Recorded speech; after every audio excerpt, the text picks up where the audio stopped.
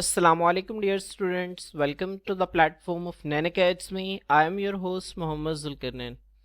तो स्टूडेंट्स आज के इस वीडियो के अंदर हम फर्स्ट ईयर बायोलॉजी जो हमारी न्यू बुक है इसके chapter number 7 structural and computational biology बच्चों इसका हम 5th लेक्चर स्टार्ट करेंगे जिसके अंदर हम कंप्यूटेशनल बायोलॉजी में यूज होने वाली की डेटाबेसेस और की एल्गोरिथम्स को स्टडी करेंगे। अब बच्चों हमने कंप्यूटेशनल बायोलॉजी के इससे पहले 2 लेक्चर्स मुकम्मल तौर पर पढ़ लिए हैं बच्चों। एक के अंदर हमने एप्लीकेशंस देखे कंप्यूटेशनल बायोलॉजी की और फिर एक लेक्चर के अंदर हमने उसकी एग्जांपल्स देखी कि कंप्यूटेशनल बायोलॉजी को हम किस किस तरह से अप्लाई कर सकते हैं। तो स्टूडेंट्स आज के इस लेक्चर के अंदर कंप्यूटेशनल बायोलॉजी के अंदर इस्तेमाल होने वाली डेटाबेसेस और की एल्गोरिथम्स को हम स्टडी करेंगे। तो स्टूडेंट्स आए हम सबसे पहले जो है वो की डेटाबेसेस को स्टार्ट करते हैं। मुझे आपकी बुक के अंदर जो है वो कुछ डेटाबेसेस गिवन है। अब सबसे पहले आपको पता होना चाहिए कि आखिर डेटाबेस जो है ये है क्या चीज। व्हाट इज डेटाबेस, ये डेफिनेशन आपकी बुक के अंदर नहीं लिखी हुई लेकिन आप इसको जो है वो अपनी बुक के ऊपर लिख लें। बच्चों डेटाबेस कहते हैं डेटाबेस इज अ प्लेस, एक डेटाबेस जो है वो ऐसी जगह है वेयर इंफॉर्मेशन इज स्टोर्ड, जहां पर मालूमात को जखीरा किया जाता है, इकट्ठा किया जाता है एंड ऑर्गेनाइज और उसको तरतीब दिया जाता है सो डैट ताकि it can be easily found, इसको आसानी से ढूंढा जा सके एंड यूज और इस्तेमाल किया जा सके लेटर बाद में। डेटाबेस बच्चों एक ऐसी जगह है जहां पर मालूमात को इकट्ठा किया जाता है और उसको तरतीब दिया जाता है ताकि वहां से इंफॉर्मेशन को आसानी से दोबारा ढूंढा जा सके और इसको इस्तेमाल किया जा सके। बच्चों हम एक सादा सी एग्जांपल लेते हैं डेटाबेस की जो हमारे मोबाइल्स के अंदर है, कॉन्टेक्ट लिस्ट। बच्चों आप अपने मोबाइल के अंदर जो है वो किसी भी पर्सन का कॉन्टैक्ट सेव करते हैं। अब बच्चों फर्ज करें कि आपके मोबाइल के अंदर 200 कॉन्टैक्ट्स हैं, 200 कॉन्टैक्ट्स हैं। अब बच्चों आपका मोबाइल क्या करता है, अब उस कॉन्टैक्ट्स की जो लिस्ट है बच्चों वो आपका मोबाइल जो है उसको अरेंज कर देता है अल्फाबेटिकल ऑर्डर के अंदर। कि फर्ज करें कि एक बंदा है अब्दुल रहमान, उसका जो कॉन्टैक्ट नंबर है अब ए से जितने भी शुरू हो रहे हैं, अब्दुल रहमान, आबिद, अली, ठीक है, आसिम, जितने भी ऐसे शुरू हो रहे हैं उनके सबके स्टार्ट में होंगे। उसके बाद फिर बी से, फिर सी से, फिर डी से और फिर इस तरह अल्फाबेटिकल ऑर्डर के अंदर आपका वो जो डाटा है वो अरेंज हो जाएगा और आप वहां से सर्च करके किसी भी पर्सन का कॉन्टैक्ट जो है जिसको आप मालूम करना चाहते हैं आप उसको सर्च करके वहां से आप निकाल सकते हैं। तो आपके बच्चों मोबाइल की जो कॉन्टैक्ट लिस्ट है ये एक डाटाबेस है जहां पर आप इंफॉर्मेशन को स्टोर करते हैं और आपका मोबाइल उसे ऑर्गेनाइज कर देता है ताकि आप वहां से बाद में उसको ढूंढ कर और बाद में उसको इस्तेमाल कर सकें। तो स्टूडेंट्स होपफुली आपको डाटाबेस का कॉन्सेप्ट समझ में आ गया होगा कि आखिर डाटाबेस होती क्या है। अब बच्चों कंप्यूटेशनल बायोलॉजी के अंदर हम इसी किस्म की कुछ डेटाबेसेस को स्टडी करते हैं। अगर ऐसी बात है, ये तो मैंने आपको मोबाइल की एग्जांपल दी। अब कंप्यूटेशनल बायोलॉजी तो बच्चों ये तो बायोलॉजी के हवाले से है ना, लिविंग ऑर्गेनिजम्स के हवाले से हमने लिविंग ऑर्गेनिजम्स को हमने जो है वो स्टडी करना है, इसके डाटा को हमने कंप्यूटर साइंस को यूज करते हुए, हमने मैथमेटिक्स को यूज करते हुए, हमने स्टैटिस्टिक्स को यूज करते हुए हमने इसको स्टडी करना है। तो बच्चों अब यहाँ पर जो कंप्यूटेशनल बायोलॉजी के अंदर जो डाटाबेसेस हैं यहाँ पर कौन सी इंफॉर्मेशन स्टोर होगी, यहाँ पर इंफॉर्मेशन स्टोर होगी कि डीएनए के अंदर न्यूक्लियोटाइड की सीक्वेंस कैसे हैं, प्रोटीन्स के अंदर अमाइनो एसिड्स की सीक्वेंस क्या है, इस किस्म की जो इंफॉर्मेशन है वो स्टोर होती है। अब स्टूडेंट्स आपको पता है कि हजारों लाखों किस्म के जो हैं वो जानदार दुनिया के अंदर मौजूद हैं। हर जानदार के अंदर जो है वो अलग अलग तरह के जीन्स, अलग अलग तरह का डीएनए जो है वो पाया जाता है। तो बच्चों अब उन जीन्स के अंदर मौजूद न्यूक्लियोटाइड की सीक्वेंस को किसी जगह पे स्टोर करना, ठीक है, तो वो जो डाटाबेस है उसको हम जो है वो कंप्यूटेशनल बायोलॉजी के अंदर स्टडी करते हैं। तो यहाँ पे देखें, here are some of the key databases used to analyse nucleic acid and proteins. Nucleic acid से मुराद बच्चों डीएनए और आरएनए है। बच्चों यहाँ पर कुछ जो न्यूक्लिक एसिड्स और प्रोटीन्स को एनालाइज करने के लिए, इनका तज्जिया करने के लिए जो कुछ डाटाबेसेस हैं वो आपकी बुक के अंदर दी गई हैं।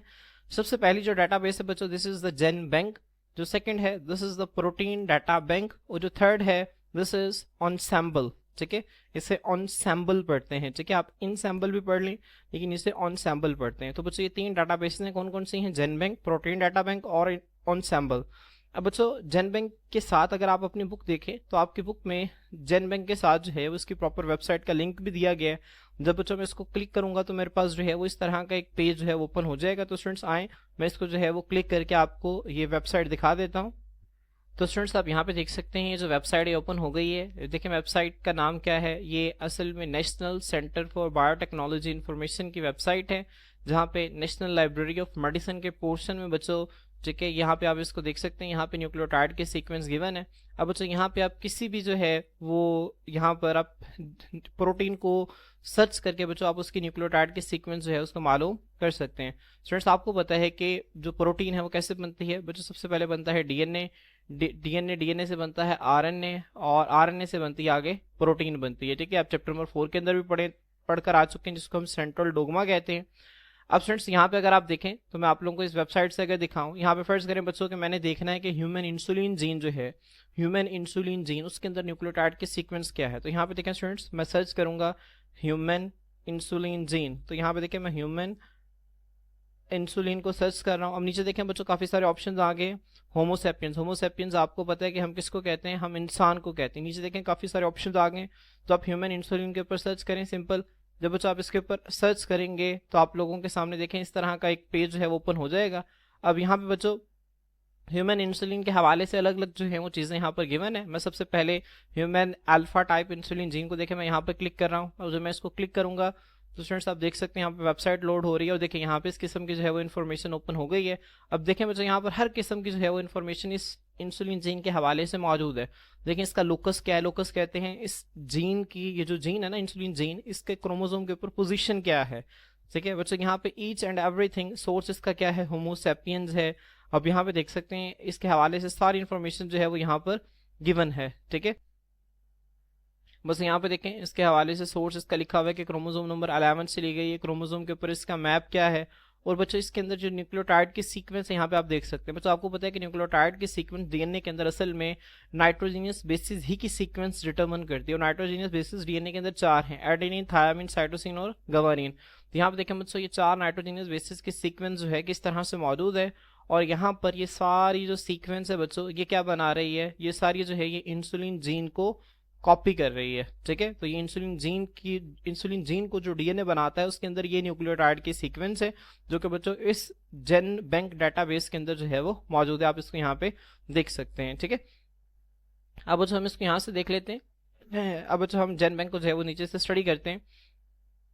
वो कहता है it is a comprehensive, comprehensive बच्चों कहते हैं जामे, जामे का मतलब होता है मुकम्मल, जहां पर हर किस्म की मालूमात मौजूद हो। इट इज अ कॉम्प्रहेंसिव, ये एक जामे, एक मुकम्मल, पब्लिक, पब्लिक का मतलब है आम। देखिए मैंने जो है इसको सर्च कर लिया, आप लोग भी इसको अपने मोबाइल्स के ऊपर सर्च कर सकते हैं। तो इसका मतलब ये कि एक पब्लिक चीज है, कोई प्राइवेट नहीं है कि स्पेसिफिक लोगों के लिए अवेलेबल है, पब्लिक है, आम लोगों के लिए अवेलेबल है।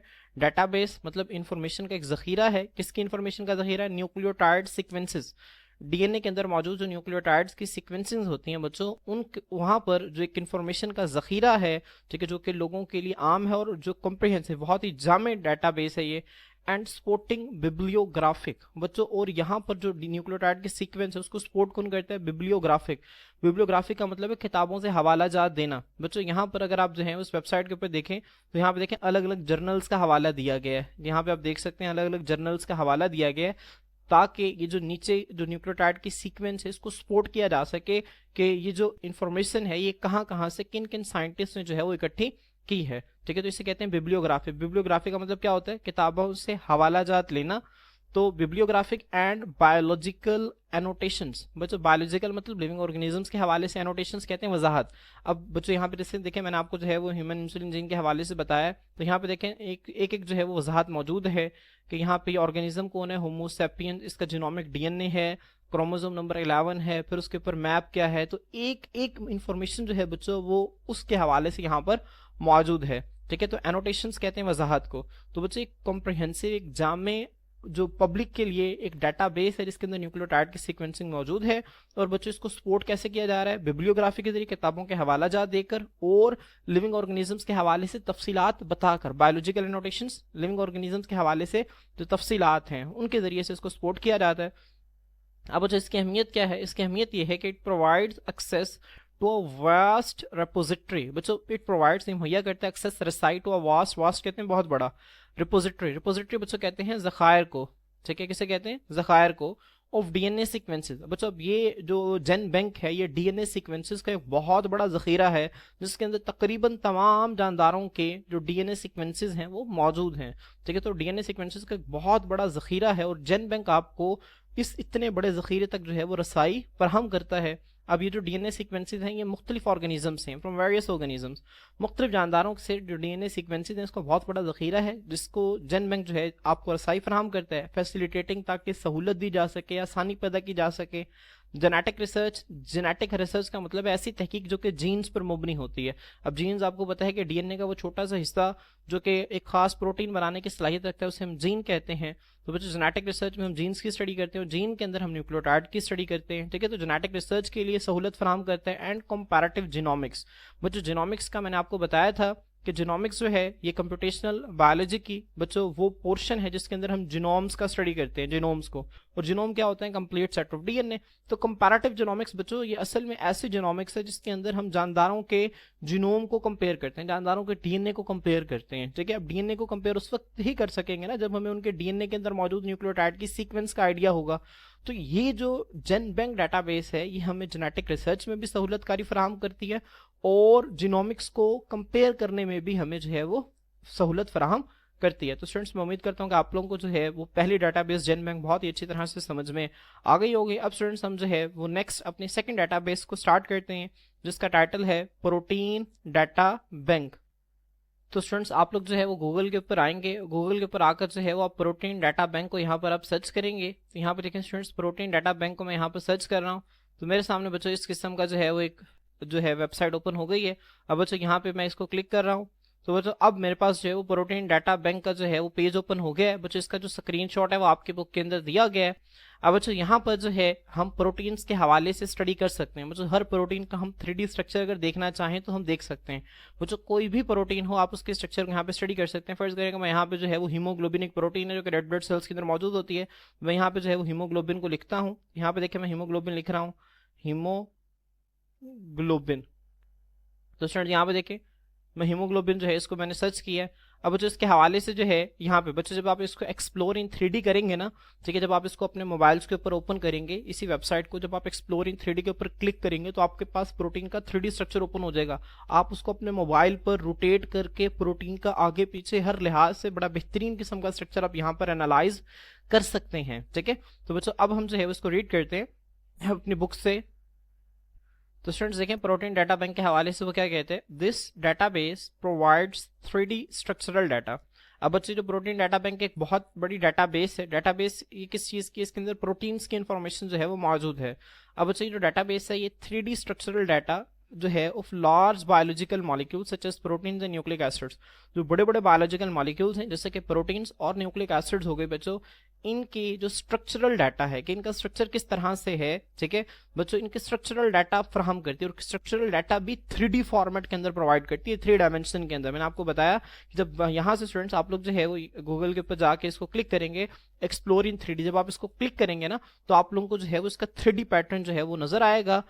स्टूडेंट्स मैं यहाँ पे इसको जो है वो क्लिक नहीं कर रहा क्योंकि यहाँ पर ये जो मेरा डेस्कटॉप है इसको सपोर्ट नहीं कर रहा, लेकिन जब आप मोबाइल के ऊपर इसको क्लिक करके देखेंगे तो आप इसको आगे पीछे रोटेट करके प्रोटीन के जो है वो 3D स्ट्रक्चर को बेहतरीन तरीके से समझ सकते हैं। इसके बाद बच्चों नीचे देखें इसकी अहमियत क्या है। इट इज़ इंपॉर्टेंट, ये अहम है for studying the structures of macromolecules. Macromolecules कहते हैं बड़े मॉलिक्यूल्स को जिनका मॉलिक्यूलर वेट ज़्यादा होता है। ये मैक्रोमोलिक्यूल्स के स्ट्रक्चर्स का मुताला करने के हवाले से अहम है अंडरस्टैंडिंग, ताकि समझा जा सके उनके फंक्शंस को। जाहिर सी बात है देखें जब प्रोटीन का हमें स्ट्रक्चर पता चल जाएगा तो उनके फंक्शंस को भी हम आसानी से समझ सकते हैं और बच्चों उन प्रोटीन्स के लिहाज से हम अपने ड्रग्स को भी डिजाइन कर सकते हैं, ठीक है। यहाँ पे देखें and designing drugs that target specific protein structures. मिसाल के तौर पर बच्चों मैंने आपको जो है वो पिछले लेक्चर के अंदर एग्जांपल दी थी। फर्ज करें कि एक सेल है, इस सेल के अंदर बच्चों यहाँ पर ये एक प्रोटीन है। अब बच्चों इस प्रोटीन का जब मुझे स्ट्रक्चर पता चल जाएगा तो मैं इस प्रोटीन के ऊपर अटैच करवाने के लिए एक ड्रग भी बड़े आराम से डिजाइन कर सकता हूं, ठीक है। तो अब ये बच्चों ये वाली जो प्रोटीन जो कि सेल मेम्ब्रेन के ऊपर मौजूद है तो ये मेरी टारगेट स्पेसिफिक प्रोटीन है। तो जब मुझे इस टारगेट स्पेसिफिक प्रोटीन का स्ट्रक्चर पता चल जाएगा तो इसके लिए मैं ड्रग को डिजाइन कर सकता हूं। तो बच्चों अब इस प्रोटीन का स्ट्रक्चर जो है वो प्रोटीन डाटा बैंक मुझे इजीली जो है वो प्रोवाइड कर रहा है। तो ये जो इंपॉर्टेंट है मैक्रोमोलिक्यूल्स के स्ट्रक्चर को स्टडी करने के लिए, उनके फंक्शंस को देखने के लिए और टारगेट स्पेसिफिक प्रोटीन स्ट्रक्चर्स पर बच्चों ड्रग्स को, दवाइयों को अटैच करवाने के लिए, डिजाइन करने के लिए जो है बहुत ही इंपॉर्टेंट है। क्लियर। दोस्तों इसके बाद जो है हमारे पास जो थर्ड इंपॉर्टेंट डाटाबेस है दिस इज ऑनसेम्बल। बच्चों अब ये क्या है, it is a genome browser. बच्चों एक जीनोम ब्राउजर है ठीक है। जीनोम ब्राउजर से मतलब ये है बच्चों, ब्राउजर मतलब ये एक ऐसा प्लेटफॉर्म है जिसको आप गूगल के ऊपर ओपन करेंगे तो आपको ये जीनोम के हवाले से, डीएनए के हवाले से जो है वो आपको इन्फॉर्मेशन देगा। अब क्या प्रोवाइड करता है? प्रोवाइडिंग इन्फॉर्मेशन, मालूमात फराहम करता है उन जीनोम सीक्वेंसेस। जीनोम सीक्वेंसेस से मुराद ये है बच्चों के जो डीएनए की सीक्वेंसेस हैं उसके हवाले से मालूमात फराहम करते हैं। जीन मॉडल्स, जीन मॉडल से मुराद ये है बच्चों के एक क्रोमोसोम के ऊपर कौन सा जीन जो है वो कहाँ पर मौजूद है। मिसाल के तौर पर एक जीन यहाँ से स्टार्ट हो रहा है और यहाँ पर खत्म हो रहा है। अब कौन सा जीन कहाँ से शुरू हो रहा है, कहाँ से खत्म हो रहा है, ये बच्चों ऑनसैम्बल हमें इस हवाले से जो है वो मालूमात फराहम करता है। And comparative genomics for various species, और बच्चों इसी ऑनसैम्बल पर हम जो है वो comparative genomics of various species, various species का मतलब ये है कि मुख्तलिफ तरह के जानदार, मिसाल के तौर पर आपने इंसान और चूहे के दरमियान एक जीन का बच्चों मवाजना करना है, एक जीन को कंपेयर करना है, तो आपको इस सिलसिले में जो ऑनसैम्बल डाटाबेस है ये आपको बहुत ही हेल्प करेगी। तो एक ऐसा जीनोम ब्राउजर है जो कि मालूमात फराहम करता है जीन सीक्वेंस, जीनोम सीक्वेंसेस में, जीनोम सीक्वेंसेस के बाद जीन के अंदर जो डीएनए की सीक्वेंसेस हैं उस हवाले से, जीन मॉडल्स के कौन सा जीन कहाँ से शुरू हो रहा है, कहाँ से खत्म हो रहा है, and comparative genomics for various species, मुख्तलिफ तरह के जानदारों के दरमियान उनके डीएनए को कंपेयर करने के लिए हमें इंफॉर्मेशन फराहम करता है। अब जो इसकी जो है वो सिग्निफिकेंस क्या है, अहमियत क्या है?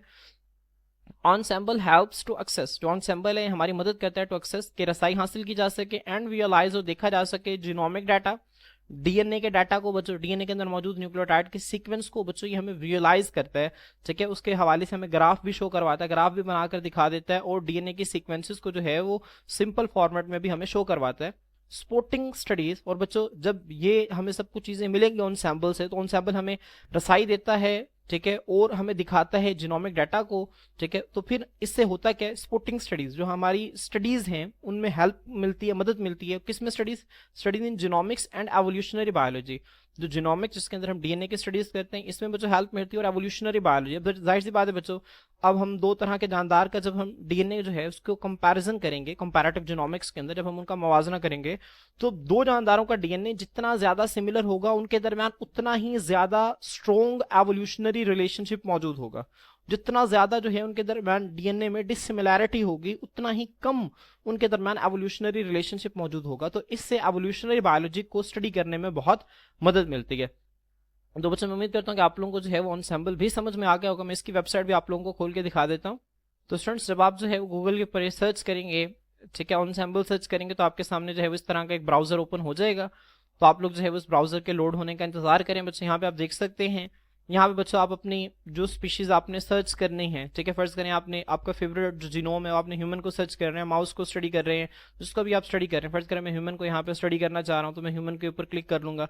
अब बच्चों यहाँ पर सिर्फ मैंने सर्च करना है, ठीक है, यहाँ पे आप सर्च जब करेंगे कोई भी चीज तो बच्चों उसके हवाले से प्रॉपर जो है वो डिटेल्स आ जाएंगी, उसके अंदर जो है वो जीनोम की सीक्वेंस क्या है, जीन का मॉडल क्या है, बच्चों एक एक चीज जो है वहां पर आपको बता दी जाएगी। मैं इसके अंदर ज्यादा डिटेल्स नहीं जा रहा क्योंकि ये हमारे करिकुलम का पार्ट नहीं है, ठीक है, लेकिन आप यहाँ पर जो है वो इसको जाकर चीजों को देख सकते हैं, एनालाइज कर सकते हैं, ठीक है। अब स्टूडेंट्स हम जो है वो आगे की जो है वो अल्गोरिथम्स की तरफ चलते हैं। बच्चों की डाटाबेस हमारा कंप्लीट हो गया। अब नेक्स्ट पोर्शन है हमारा वो है की अल्गोरिथम्स। अब बच्चों अल्गोरिथम क्या होता है आपको सबसे पहले इसका पता होना चाहिए, व्हाट इज अल्गोरिथम। बच्चों अल्गोरिथम असल जो है वो कंप्यूटर साइंसेस के अंदर लफ्ज इस्तेमाल होता है। तो यहाँ पे देखें, an algorithm is a step by step method. बच्चों एक जो अल्गोरिथम है वो एक स्टेप बाय स्टेप मेथड है, एक तरीकाकार है, और सेट ऑफ इंस्ट्रक्शंस या फिर हदायत का एक मजमुआ है टू सॉल्व अ प्रॉब्लम, जो कि एक मसले को हल करता है और परफॉर्म अ टास्क या किसी काम को परफॉर्म करता है। अब बच्चों हम कंप्यूटर्स के अंदर अलग अलग तरह के अल्गोरिथम्स जो हैं वो सेट करते हैं। अब बच्चों अब वो अल्गोरिथम्स क्या करते हैं, वो जो टास्क उसको परफॉर्म करने में हेल्प आउट करते हैं, ठीक है। अब जो इसी तरह हमने कंप्यूटेशनल बायोलॉजी के अंदर ऐसे अल्गोरिथम्स डेवलप किए हैं जो कि हमें कंप्यूटेशनल बायोलॉजी के अंदर जो है वो जानदारों के डीएनए को स्टडी करने और डीएनए के कंपैरिजन में जो है वो बहुत ज्यादा हेल्प करते हैं, मदद करते हैं। अब बच्चों कौन कौन से की एल्गोरिथम्स हैं जो कि हमारी बुक के अंदर यहाँ पे लिखे हुए हैं। हमारी बुक के अंदर बच्चों 2 की एल्गोरिथम्स हैं, तो इनको देखें। In addition to above mention databases, बच्चों ऊपर जो आपने डाटाबेसेस जितने भी पढ़ी उनके अलावा कुछ एल्गोरिथम्स जो हैं उनको भी इस्तेमाल किया जाता है डाटा एनालिसिस के अंदर, डाटा का तजिया करने के लिए, ठीक है। और वो ये हैं, सबसे पहला है बच्चों ब्लास्ट। ब्लास्ट का मतलब है basic local alignment search tool. क्या है बच्चों? Basic local alignment search tool. दूसरा है फास्टा। फास्टा का बच्चों एब्रीवेशन है फास्ट ऑल। क्या है बच्चों? फास्ट ऑल, इसका ये एब्रीवेशन है। तो आपने दोनों के एब्रीवेशन जो है इनको अच्छी तरह से याद रखना है। बच्चों सबसे पहले देखें, सबसे पहला जो है वो हमारे पास वो है ब्लास्ट, जो सबसे पहला की एल्गोरिथम है। हम इसको जो है वो आए हम इसको तफसील से स्टडी करते हैं। स्टूडेंट्स फर्स्ट करें कि आपके पास जो है वो एक ऐसा जीन है जिसके हवाले से आपको किसी भी किस्म की कोई इन्फॉर्मेशन जो है वो अवेलेबल नहीं है। फर्ज करें कि क्रोमोजोम है, और क्रोमोजोम का बच्चों ये पार्ट है, आपको इस हवाले से नहीं पता कि एक क्रोमोजोम का जो है वो कौन सा पार्ट है और क्या फंक्शन परफॉर्म करता है, किस किस्म की इसके अंदर न्यूक्लियोटाइड की सीक्वेंस है। बच्चों आप इसको देखना चाहते हैं। अब यहाँ पर बच्चों आपकी जो हेल्प करता है, जो की एल्गोरिथम आपकी हेल्प करेगा वो है ब्लास्ट। अब बच्चों ब्लास्ट क्या करता है, ठीक है बच्चों, इसको हमने एक ऐसी सेट ऑफ इंस्ट्रक्शंस दी हुई है कि ये इस अननोन जीन, ये जो अननोन जीन है बच्चों, इसके अंदर मौजूद न्यूक्लियोटाइड्स की सीक्वेंस को एक डेटाबेस में मौजूद जितने भी जानदार हैं उन तमाम की न्यूक्लियोटाइड सीक्वेंस के साथ बच्चों उनको क्या करेगा, कंपेयर करेगा। और कंपेयर करने के बाद हमें रिजल्ट्स में बच्चों एक ऐसा टेबल दे देगा जहां पर ये इस चीज को रिप्रेजेंट करेगा कि जो अननोन जीन है ये किस जानदार के किस जीन के साथ सबसे ज्यादा जो है वो मुशाबियत रखता है। मैं दोबारा रिपीट कर रहा हूं बच्चों, जो ब्लास्ट एक ऐसा की एल्गोरिथम है जो कि हमारी मदद करता है किसी भी अननोन जीन की, बच्चों किसी भी अननोन जीन को डेटाबेस में मौजूद न्यूक्लियोटाइड की सीक्वेंस के साथ कंपेयर करके ये देखने के लिए कि जो अननोन जीन है किस जीन के साथ सबसे ज्यादा मुशाबिहत रखता है। ठीक है, तो बच्चों ये आपके बुक के अंदर यही लिखा हुआ है। देखें, it is used for comparing, मवाजना करने के लिए प्राइमरी बायोलॉजिकल सीक्वेंस इंफॉर्मेशन। बच्चों जो प्राइमरी बायोलॉजिकल सीक्वेंस इंफॉर्मेशन है ये असल में डाटाबेस के अंदर मौजूद इंफॉर्मेशन है। ठीक है, इसको इस्तेमाल किया जाता है जो इब्तदाई बायोलॉजिकल सीक्वेंस से मुराद है डीएनए सीक्वेंसिंग के हवाले से जो इन्फॉर्मेशन है मालूम जो कि डाटाबेस के अंदर मौजूद है उसके साथ कंपेयर करने के लिए। अब बच्चों वो जो बायोलॉजिकल सीक्वेंस जो है, बायोलॉजिकल सीक्वेंस उसके अंदर क्या आ सकता है, उसके अंदर अमाइनो एसिड की सीक्वेंस भी हो सकती है और न्यूक्लियोटाइड्स की सीक्वेंस भी हो सकती है। अब अमाइनो एसिड्स की जो सीक्वेंस होगी वो प्रोटीन्स बनाएगी और जो न्यूक्लियोटाइड की सीक्वेंस होगी वो असल में डीएनए बनाएगी। यहाँ पे देखें, it is used for comparing primary biological sequence information, जो डाटाबेस के अंदर मौजूद जो प्राइमरी बायोलॉजिकल इन्फॉर्मेशन है उसका उसको मवाजना करने के लिए इस्तेमाल होता है। अब वो क्या हो सकती है प्राइमरी बायोलॉजिकल इन्फॉर्मेशन, जो उसमें जो है वो प्रोटीन्स में मौजूद अमाइनो एसिड्स की सीक्वेंस भी हो सकती है या डीएनए के अंदर मौजूद न्यूक्लियोटाइड की सीक्वेंस भी हो सकती है। अब इसकी सिग्निफिकेंस क्या है, इसकी अहमियत क्या है, इट हेल्प्स, ये हमारी मदद करता है आइडेंटिफाई, शनाख्त करने के लिए होमोलोगस सीक्वेंसेस, कि बच्चों ये जो अननोन जीन है ये पूरे डाटाबेस में किसके साथ इसकी सीक्वेंस मैच करती है। अब जिसके साथ मैच करेगी उन दोनों के सीक्वेंसेस को हम कहेंगे होमोलोगस है। होमोलोगस का मतलब है एक जैसी सीक्वेंसेस है इनकी। तो ये होमोलोगस सीक्वेंसेस की शनाख्त करने में प्रिडिक्ट का मतलब होता है पेशन गोई करना फंक्शंस ऑफ अननोन जीन्स, ऐसे जीन्स जिनके हमें इल्म नहीं है, जिनके हमें फंक्शंस के बारे में नहीं पता, उनके फंक्शंस की पेशन गोई करने में हमारी मदद करती है। And study evolutionary relationships. अब जो जाहिर सी बात है, फर्ज करें कि एक जीन है, इसकी जो सीक्वेंस है बच्चे एक और जीन के साथ मैच कर गई। अब इसका मतलब यह है कि इन दोनों के दरमियान कोई ना कोई एवोल्यूशनरी रिलेशनशिप मौजूद है। तो यहां से हमें एवोल्यूशनरी रिलेशनशिप्स को स्टडी करने में भी मदद मिलती है। तो बच्चों होपफुली आपको ये समझ में आ गया होगा। आपने इसको शॉर्ट क्वेश्चन के हवाले से अच्छी तरह से तैयार करना है, उसको अच्छी तरह समझ लेना है। ठीक है, और जिसके बाद जो है वो दूसरा हमारे पास जो इंपॉर्टेंट एल्गोरिथम है ये है फास्टा। बच्चों इसको फास्ट ऑल कहा जाता है। ठीक है, क्योंकि बहुत तेजी से जो है वो कंपैरेटिव जीनोमिक्स के अंदर जो है वो इस्तेमाल होता था और बहुत तेजी से रिजल्ट्स देता था। आप इसको जो है फास्टा एक ऐसा एल्गोरिथम था कि जिसको इस्तेमाल इस तरह से किया जाता था कि आपने देखना है, फर्ज करने के मेरे पास जो है वो एक ह्यूमन है, इंसान का एक जीन है और बच्चों मेरे पास एक रैट का एक जीन है। ठीक है, अब बच्चों मैंने देखना है कि इंसान और रैट के जीन में कितनी मुमासलत पाई जाती है, कितनी सिमिलैरिटी पाई जाती है। तो बच्चों इस चीज को देखने के लिए हम जो है वो जिसकी एल्गोरिथम का इस्तेमाल करते थे वो फास्टा था, और ये बहुत तेजी से जो है बहुत स्पीडली जो है वो इन्फॉर्मेशन को कलेक्ट करके हमें रिजल्ट्स दे देता था। इसी वजह से इसे फास्ट ऑल या फास्टा कहा जाता है। तो इसकी डेफिनेशन देखें बच्चों, it is a sequence alignment tool. बच्चों ये सीक्वेंस को अलाइन करने के लिए तरतीब देने वाला एक टूल है, एक आला है। डैट कंपेयर्स, जो कि मवाजना करता है a query sequence. Query sequence बच्चों, क्वेरी कहते हैं मसले को। क्वेरी सीक्वेंस का मतलब यह है कि फर्ज करें कोई भी एक जीन है, ठीक है, कोई भी एक प्रोटीन बनाने वाला जीन है जो कि इंसान और रैट के दरमियान हम स्टडी करना चाहते हैं, तो उस जीन की जो सीक्वेंस होगी ना वो क्वेरी सीक्वेंस है। ठीक है, अब उस क्वेरी सीक्वेंस का मवाजना करने के लिए जिस सीक्वेंस अलाइनमेंट टूल का हम इस्तेमाल करते हैं वो फास्टा है। ठीक है, to a database of sequences to find regions of similarity. बच्चों मेरी बात समझ में आ रही है ना यहाँ पर। अब एक ऐसा सीक्वेंस अलाइनमेंट टूल है जो कि मवाजना करता है एक क्वेरी सीक्वेंस का। अब बच्चों जो क्वेरी सीक्वेंस है, फर्ज करें कि आपको जो है कोई भी एक प्रोटीन ले लें, यहाँ पे फर्ज करें ए प्रोटीन है एक। अब बच्चों ए प्रोटीन जो है इसको आपने देखना है कि ह्यूमन और रैट के अंदर ये कितनी मुमासलत है, कितनी सिमिलैरिटी पाई जाती है। अब ह्यूमन का बच्चों सारा जो जीनोम है, ठीक है, वो डाटाबेस के अंदर मौजूद है। फर्ज करें जेन बैंक ले लें, इसके अंदर सारा जीनोम मौजूद है ह्यूमन का। इस तरह अगर आप रैट का ले लें तो रैट का भी सारा जीनोम जो है वो जेन बैंक के अंदर मौजूद है। अब बच्चों जेन बैंक क्या है, एक डाटाबेस है। अब उस डाटाबेस के अंदर बच्चों ह्यूमन की सीक्वेंसेस भी मौजूद है, रैट की सीक्वेंसेस भी मौजूद हैं। अब ये जो फास्टा है बच्चों, ये एक ऐसा एल्गोरिथम है जो कि उस डाटाबेस के अंदर इस मखसूस प्रोटीन के लिए इन दोनों जानदारों के जो सीक्वेंसेस हैं उनको अलाइन करेगा, ताकि ये देखा जा सके कि इन दोनों के दरमियान जो है वो कितनी मुमासलत मौजूद है, कितनी सिमिलैरिटी जो है वो मौजूद है। ठीक है, सिग्निफिकेंस बच्चों इसकी अहमियत क्या है? इट इज यूज, इस्तेमाल होता है for searching protein and nucleotide databases.